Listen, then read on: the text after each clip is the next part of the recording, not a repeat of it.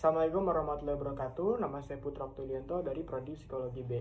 Pada kesempatan kali ini saya akan menjelaskan tentang psikologi behaviorisme oleh Clark Hull. Lebih tepatnya teori belajar behaviorisme.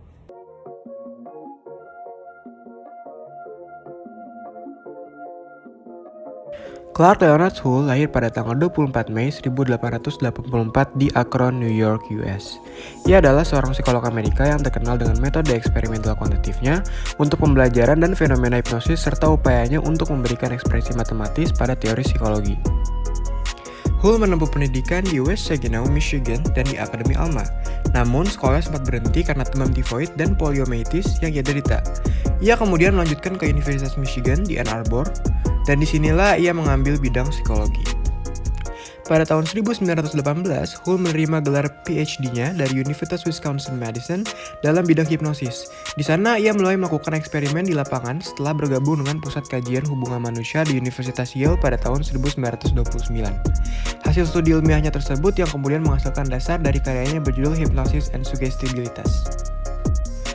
Pada tanggal 10 Mei 1952, Hull meninggal dikarenakan serangan jantung di umurnya yang ke-67 di Connecticut, US.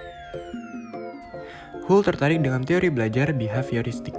Ia menghasilkan beberapa buku antara lain Mathematico-Deductive, Theory of Raw Learning, Principles of Behavior, Essential of Behavior, dan A Behavior System. Teori belajar behavioristik adalah sebuah teori yang dianut oleh Gage dan Berliner tentang perubahan tingkah laku sebagai hasil dari pengalaman. Dengan kata lain, belajar merupakan bentuk perubahan yang dialami siswa dalam hal kemampuannya untuk bertingkah laku dengan cara yang baru sebagai hasil interaksi antara stimulus dan respon. Teori ini didukung oleh beberapa tokoh seperti Thorndike, Watson, Edwin Guthrie, Skinner, dan juga Clark Hull. Clark Hull menggunakan variabel hubungan antara stimulus dan respon untuk menjelaskan pengertian tentang belajar. Namun, ia sangat terpengaruh oleh teori evolusi Charles Darwin.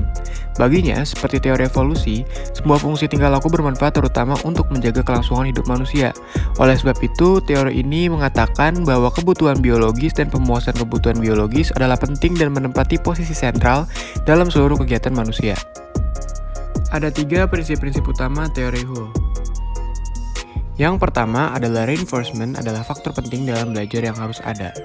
Namun, fungsi reinforcement bagi Hull lebih sebagai draft reduction daripada satisfied factor.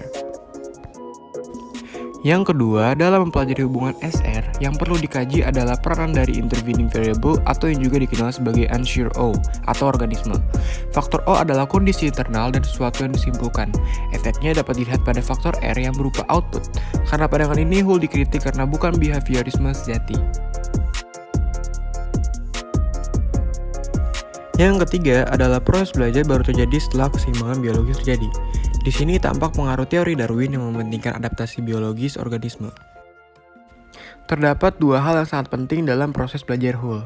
Yang pertama adalah adanya motivasi intensif atau incentive motivation, dan yang kedua adalah adanya pengurangan stimulus pendorong atau drive stimulus reduction. Berikut adalah penggunaan secara praktis teori belajar Hull untuk kegiatan dalam kelas.